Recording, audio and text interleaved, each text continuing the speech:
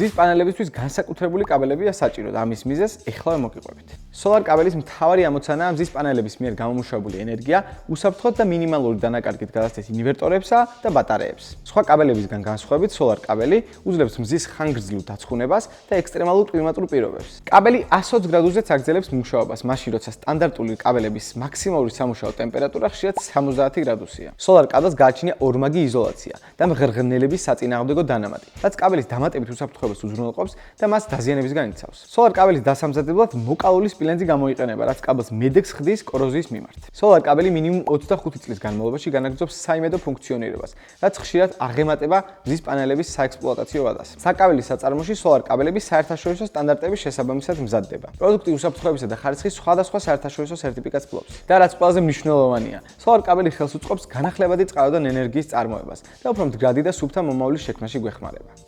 და გამოიწერეთ საკაბელის არხი, რომ არ გამოგჩეთ სიახლეები.